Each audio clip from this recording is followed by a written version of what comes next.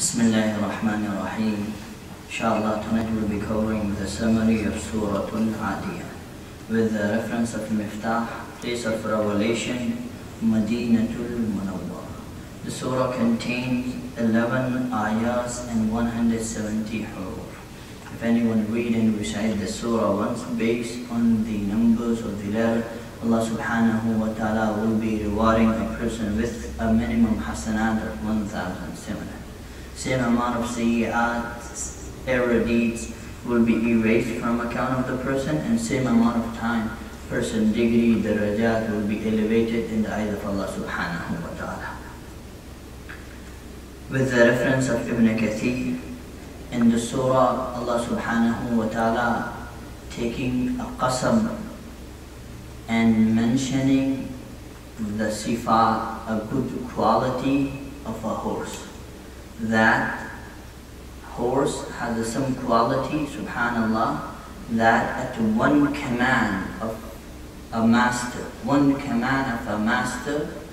you just obey and surrender, while in real, the master of a horse is not the real master. Master as a khaliq is Allah subhanahu wa ta'ala. But the master, the owner, is just a caretaker.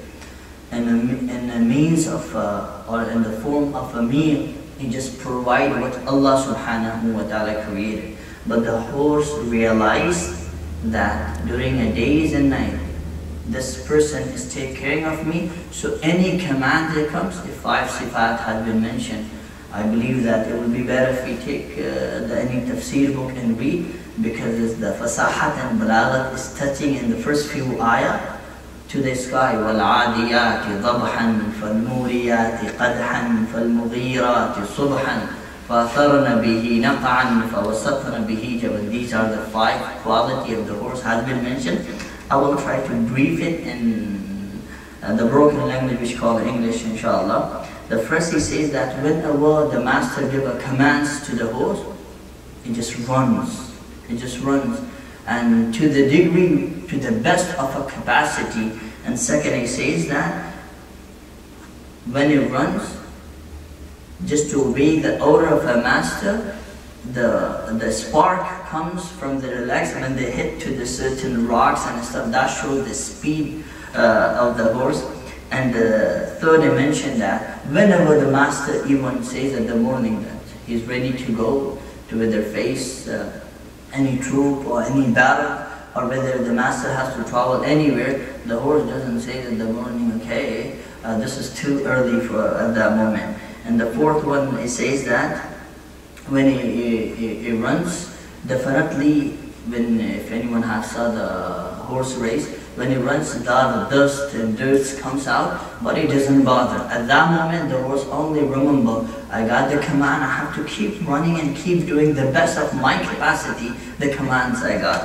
And the last one, which is amazing, when it comes to the even battlefield, as we understand and realize how tough situation is this when we know is the enemy is up front, the horse as an animal, they also realize it. But even at that stage, the horse, when it gets a command that we have to attack to our enemy, without caring of their life,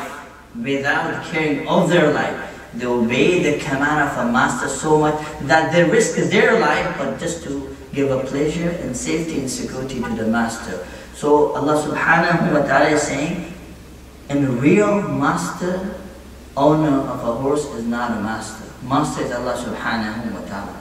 But being an animal, as like a horse, it realizes so much a favor what the horse get during a days and night from the owner, that obeys to the level that they risk their life, but still follow the commands of a master.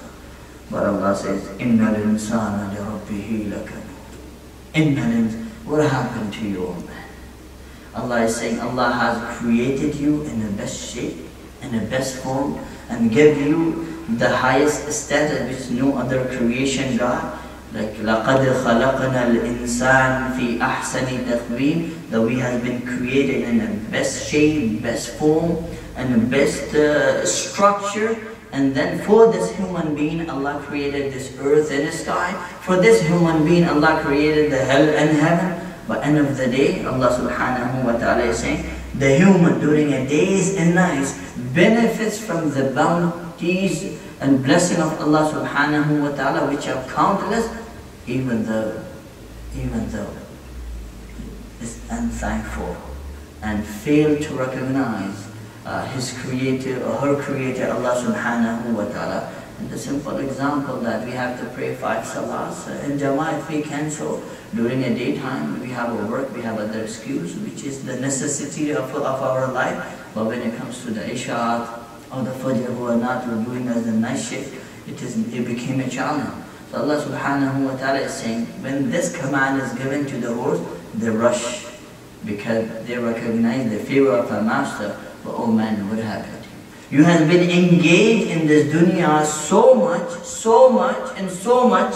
as Allah says, وَإِنَّهُ لِحُبِّ الْخَيْرِ لَشَدِيدٌ. So much that forgotten that there is someone who made me, someone who created me, someone who gave me all these bounties and blessings. I should also take care of him in a way that's obey his command, which is the Kitabullah, and obey the life of Muhammad sallallahu alaihi wasallam, whatever his teaching makes our days and night.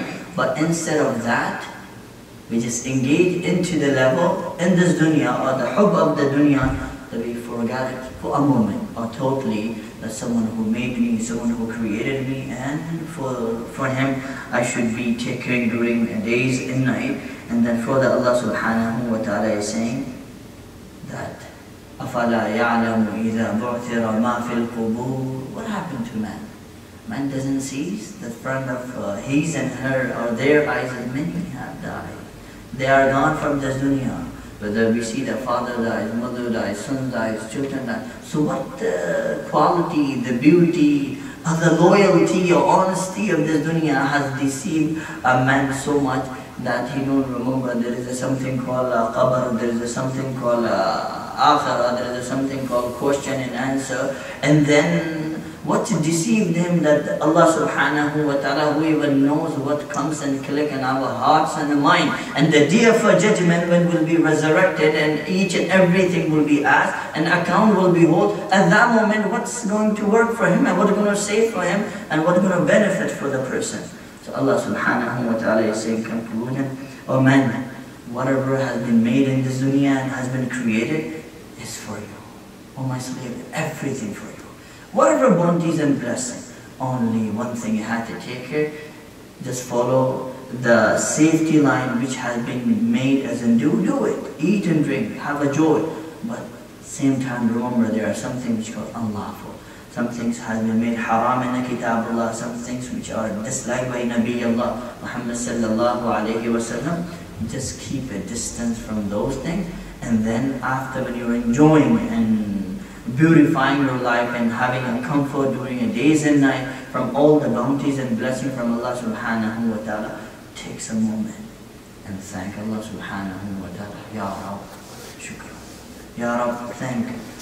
Whatever ways we can do it, whether praying, whether istighfar, whether tasbihat, whether giving a help hand, whether donating, whether sharing our kindness. There are various ways of thanking Allah subhanahu wa ta'ala. And Allah is saying, just thank me. What will happen? You may not lose something, but in fact, I will increase something, and your bounties, and your blessing in this dunya.